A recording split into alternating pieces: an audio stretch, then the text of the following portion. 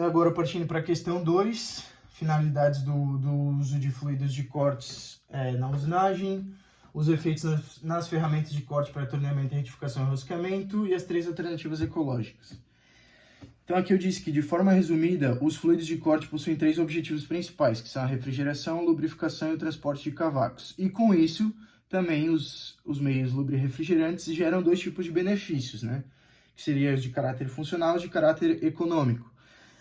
Por exemplo, em um processo de retificação, o fluido aderido na superfície do rebolo, bombeado por uma sapata, consegue manter uma temperatura ideal no processo por muito mais tempo, aumentando a produtividade. Ok, beleza. Também, no caso de uma retífica centerless, por exemplo, a lubrificação tem um papel fundamental na qualidade do nível de arredondamento e acabamento da peça. Tanto que essa é uma das maiores vantagens de usar uma retífica centerless, né? Que é a gente conseguir ter aí uma ferramenta de geometria não definida, mas com um round bem bom, uma round quality bem boa, né? Isso graças muito ao fluido lubrifrigerante utilizado no processo de usinagem. No caso do rosqueamento, o fluido de corte funciona muito bem com o objetivo lubrifrigerante para aumentar a vida útil da ferramenta, que tem um formato complexo e que é cara de produzir, exatamente o que o professor falou na aula. Então, ferramenta ali para construção, né? Para fabricação aí no rosqueamento também, de roscas, para fabricação de roscas, ela é uma ferramenta que pode ser cara, então ela tem um formato complexo, um formato caro de ser produzido, então o fluido lubrifrigerante aumenta a vida útil e traz esse benefício econômico também para a empresa. Para um processo de torneamento, além dos objetivos mencionados como a lubrificação e a refrigeração da ferramenta, o fluido de corte pode ter objetivo de transporte de cavacos, que pode ser muito produtivo dependendo da direção de saída dos cavacos e também possibilita maior velocidade de corte, como eu já mencionei antes, claro. E daí eu botei aqui entre parênteses a temperatura dos cavacos e produção do operador. Eu botei isso aqui por quê? Porque materiais cerâmicos, por exemplo, ou CBN também, podem usinar aí a altas velocidades e eles têm mais resistência a quente. Então, os cavacos também acabam saindo com temperatura maior. Então,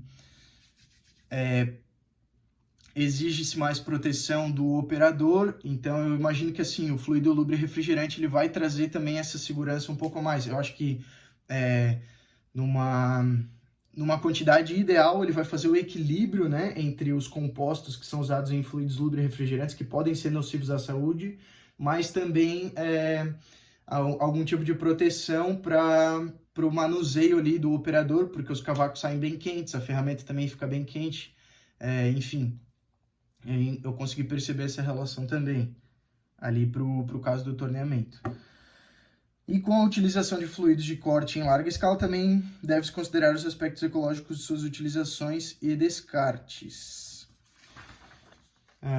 Como dito pelo próprio professor na aula, a alternativa mais ecológica para a utilização do fluido de corte é a não utilização do fluido de corte. A otimização das ferramentas tem papel constante na engenharia mecânica e na engenharia de materiais. Uma busca por novos revestimentos e novas geometrias de ferramentas. Então, essa também é a primeira alternativa mencionada. Outra alternativa é a utilização mínima desses fluidos, que ainda assim traz benefícios e produtividade para o processo. Exato. Então dá para usar o mínimo possível do fluido, que ainda vai trazer mais produtividade para o processo. Então pode ser utilizado com bombeamento em spray, para mínima utilização. Como foi visto lá, tinha aquelas 2 imagens lá, o bombeamento em spray, né? Tinha uma para uma retífica, um para um outro processo. E por fim, pode-se substituir o processo, que só pode ser realizado com a utilização de fluido de corte, por um outro processo de usinagem a seco. Isso pode ser feito principalmente com a utilização de materiais com maior resistência e dureza a quente, como as cerâmicas, os cermets e o CBN. Então, acho que essas aí ficam sendo as 3 alternativas ecológicas aí para a utilização do fluido lubrifrigerante. Beleza? Eu acho que isso tudo responde a minha prova. Valeu!